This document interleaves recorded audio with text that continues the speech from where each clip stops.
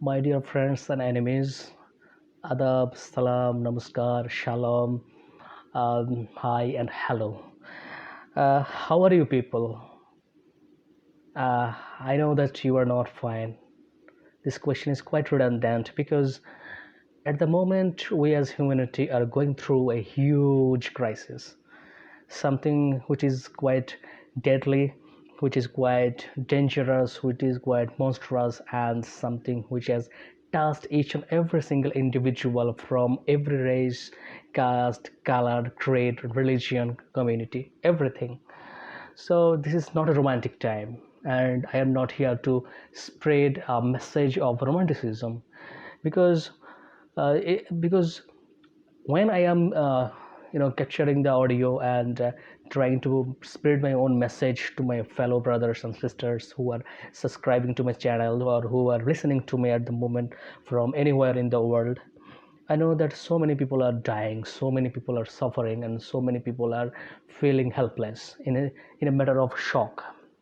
On a personal note, recently I have lost one of my teachers, actually my father's teacher, and he's a veteran person who is a well respected person in our locality, but because of corona pandemic he could not survive the onslaught of the disease, and yesterday he passed away, leaving so many well wishers, so many fans and admirers back. So it is something that has hit me close to home, and that's why I thought that I could share my own feelings in my in whatever English I have mastered so far. And this message is not only to any particular community or any particular audience. Anyone can listen to it and connect to it and relate to it, because this is the first time in my entire lifespan of 26 years or so when I have found that the whole of humanity has come together against one common enemy, one big enemy, which is the corona virus.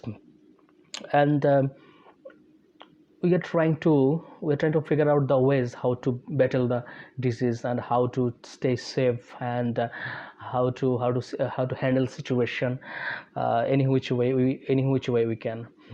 And our Prime Minister Sheikh Hasina is trying her level best to curb the situation and to bring the situation under her control. But because we are a densely populated country of more than 160 million, it is not possible for our government or any authority to function smoothly, because we are a huge population with so many people who are living under poverty line, and so they have to come out of their house, of their home, to do their daily chores, to earn their living. And we do not have the luxury to sit idle back in our home and to get all our food and all our necessity made. And that's why we are defying the corona lockdown, and we are spreading the disease like wildfire.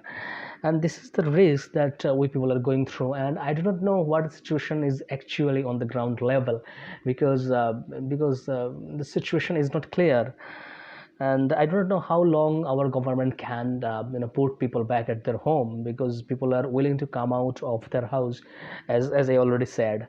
So this is such a crisis that hit especially the poor class people the most. And this is not a Bangladeshi case simply. This is a global situation, global phenomenon, and global leaders are trying their level best. Perhaps they're trying their level best to handle the situation, but they are not enough, or I do not see that they are doing enough to tackle the disease, because global leaders have invested their energy, time, and so much of resource into fighting against each other and to exert global dominance.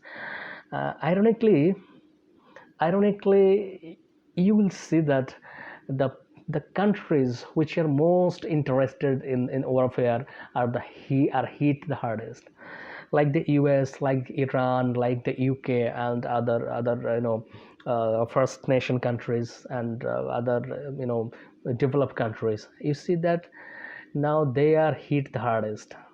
America, records the highest number of casualties, and that's why the BBC has recently, called it the deadliest outbreak in global history. Uh, so that's right. You will see that America is worst hit, and uh, you know Iran. Americans one of the greatest enemies. America's one of the greatest arch rivals. They are also hit hard, and you if you follow the news.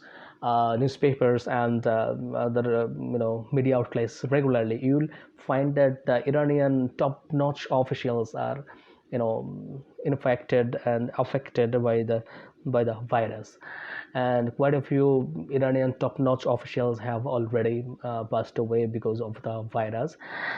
And so see, the virus has put Iran and the US on the one single boat, so they are on the same page in terms of their situation in the face of the virus spreading across the world.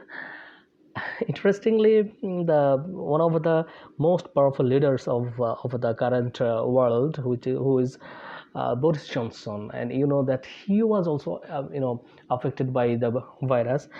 Although he recently got cured of the virus, still it shows the vulnerability of anyone, be the top-notch official, the highest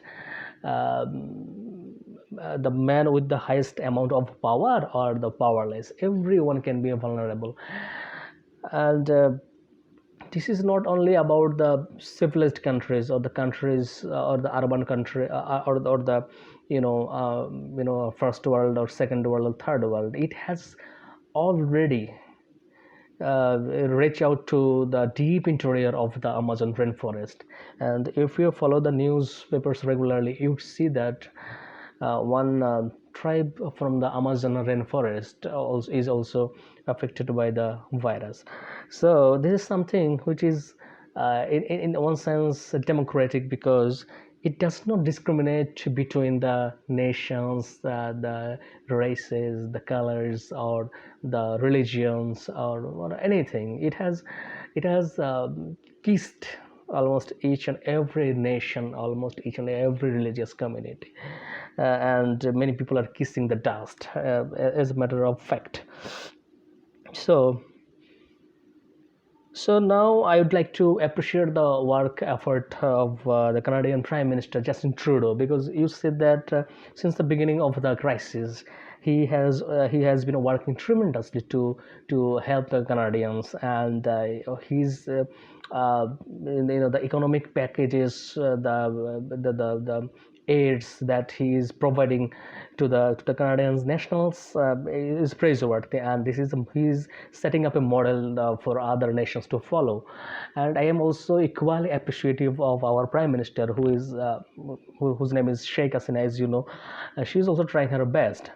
Another important world leader who is to be credited for her immense effort to curb the situation is Jacinda from New Zealand, and you know that New Zealand Prime Minister is someone who is globally popular because of her interesting leadership, her charismatic and dynamic leadership. And this time around, she has maintained her legacy, and once again she has proven her worth as a great leader, because she is a frontline leader who does not sit back at home and sit against social media to spread whatever wonderful knowledge that she has at her disposal. She is working at the grassroots, and New Zealand records minimum casualties, and the situation is nicely handled. Okay, so at this moment, I would like to focus on some other philosophical aspects of the disease. And you know that the disease has brought the global people together. That means the people of all nations and all denominations. They are now together. They are on the same page, because in the moment of crisis, we understand how we should help each other to combat it. And So this is a war between two particular entities. One is, on the one hand, this is humanity, on the other hand, this is a virus. So this is the corona versus humanity battle. So we have to come together. There is no alternative to it. And so this has given us a great opportunity to think ourselves as a collective unit, not as separate entities. So we have to fight it together. Otherwise, the situation will go, worse from bad.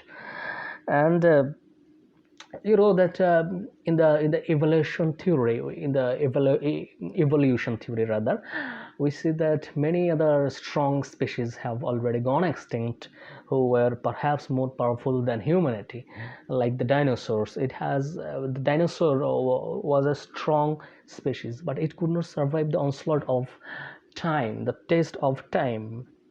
So we are also facing an existential crisis as a species. So I think we should survive it. We should try our level best to survive the onslaught of the virus. Otherwise, perhaps we may perish altogether. And this is not only it is not only or simply about humanity itself. It is also uh, biological phenomenon, and we have to understand. We have to realize that we humans have visited so much trouble on the planet Earth. We are impacting all other non-human species and the environment and nature through our profit mongering works, through our profit oriented activities, our capitalistic zeal, our pursuit of resources. In the process, we are destroying the environment, and we are making life tough for other entities, non-human entities.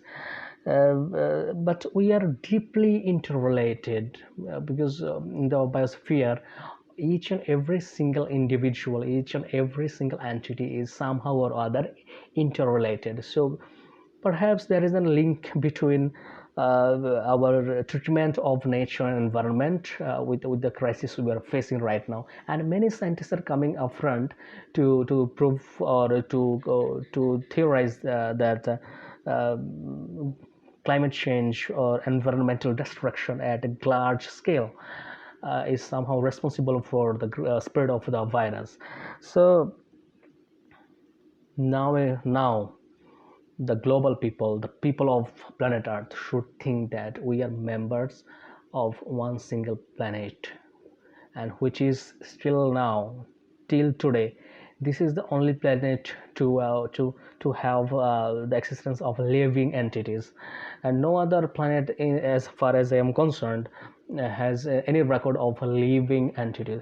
So our planet is going through a deep crisis, and it is going to face even a bigger crisis.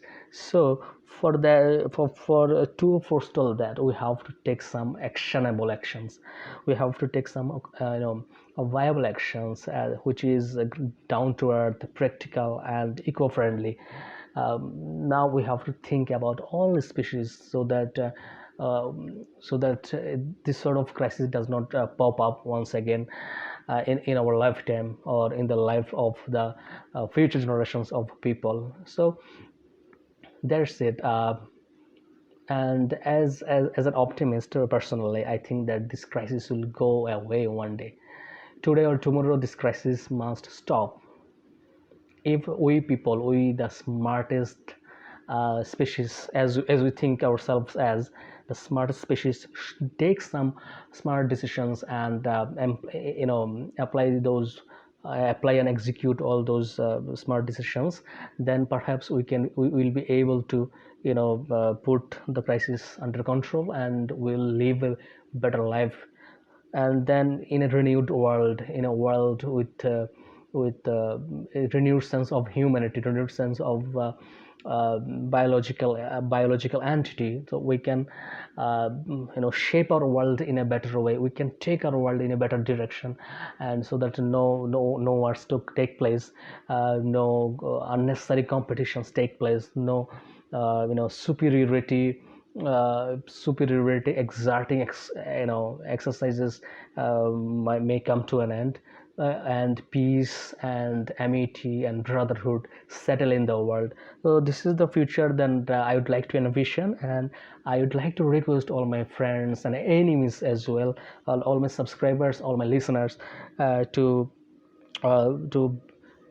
handle the situation as much as they can.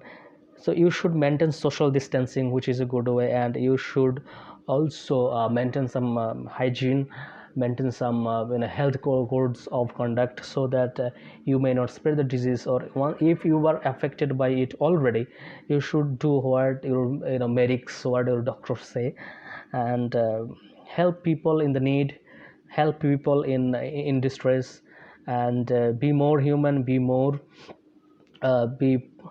better as human beings, and be better as citizens, and be responsible citizens, and spread the message of love and peace all across the world. Okay, thank you so much. God bless you, and we shall overcome the disease, hopefully. Thank you so much.